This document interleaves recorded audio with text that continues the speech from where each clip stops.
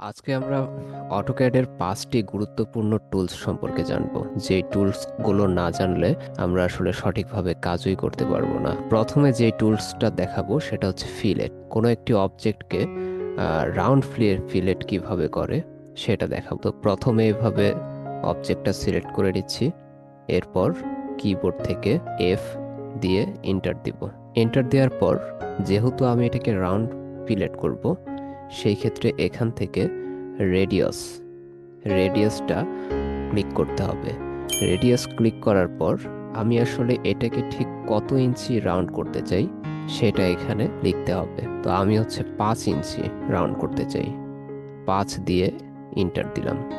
দেওয়ার পরে এখন এভাবে দেখেন, এটা কিন্তু আমার 5 ইঞ্চি রাউন্ড ফিলেট হয়ে গেছে। তো আমি যদি আবার ফিলেট করি এফ দিয়ে ইন্টার, এখানে যদি এখন আমার রেডিয়াস চেঞ্জ করার প্রয়োজন হয় তখন আমি আবার এখান থেকে রেডিয়াস নিতে হবে। নিয়ে এখন যদি আমি এটা 10 ইঞ্চি দেই ইন্টার, দেখেন এবার আমি এই কর্নারটা ক্লিক করব।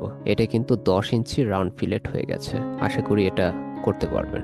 এখন দেখাবো ট্রিম করার জন্য কিবোর্ড থেকে টিআর এন্টার দিয়ে এখন আমি যেই অংশকে ট্রিম করতে যাচ্ছি সেই অংশতে দেখেন আমি যেটাকে ট্রিম করতে যাচ্ছি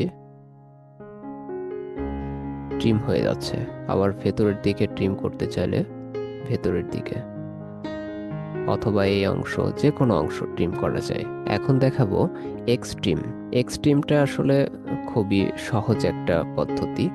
এটা আমরা যেমন একটা একটা করে ট্রিম করতে হলো, এক্সট্রিম আমি জাস্ট একটা ক্লিক করলেই সবগুলো অবজেক্ট একত্রে ট্রিম হয়ে যাবে। তো এক্সট্রিম করার জন্য প্রথমে কিবোর্ড থেকে EXTRIM এক্সট্রিম লিখে এন্টার দিতে হবে। এরপর অবজেক্ট সিলেক্ট করতে হবে। অবজেক্ট সিলেক্ট করার পর এখন ভেতরের দিকে ট্রিম করতে যাচ্ছি নাকি বাহিরের দিকে এটা স্পেসিফাই করতে বলছে। তো আমি যদি ভেতরের দিকে ট্রিম করি তাহলে দেখেন ভেতরে একটা ক্লিক করছি মাত্র, অটোমেটিক্যালি ভেতরের সব দিকে কিন্তু ট্রিম হয়ে গেছে। তো এটা চলুন আবার দেখাই। এক্সট্রিম করার জন্য প্রথমে কিবোর্ড থেকে EXTRIM দিয়ে এন্টার। এখন সিলেক্ট অবজেক্ট। এখন আমি যাচ্ছি বাহিরের দিকে ট্রিম করার জন্য।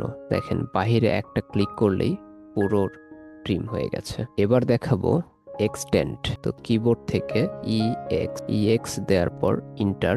এবার যে অবজেক্টটাকে আমি এক্সটেন্ড করতে যাচ্ছি, এক্সটেন্ড অর্থ বাড়ানো, কোনো একটা অবজেক্টকে বাড়ানো। তো এভাবে জাস্ট একটা ক্লিক করলেই দেখেন আমার কিন্তু অবজেক্টটা বেড়ে গেছে।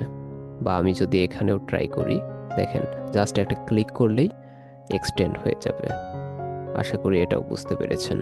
আচ্ছা, এখন দেখাবো স্ট্রেচ। কোনো অবজেক্টগুলোকে একক বা বহু অবজেক্ট হতে পারে, তো সেগুলোকে একত্রে টেনে লম্বা করা বা বড় করা। তো ফার্স্টে আমি এভাবে সবগুলোকে সিলেক্ট করে নিলাম।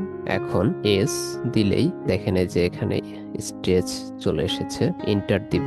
দিয়ে যে কোনো একটা জায়গায় ক্লিক করে জাস্ট আমি সামনের দিকে কতটুকু বাড়াতে চাই এটা আমি মাপ দিয়ে দিচ্ছি। যেমন আমি যদি 5 ফিট বাড়াই, 5 দিয়ে এন্টার, এটা 5 ফিট বেড়ে গেছে।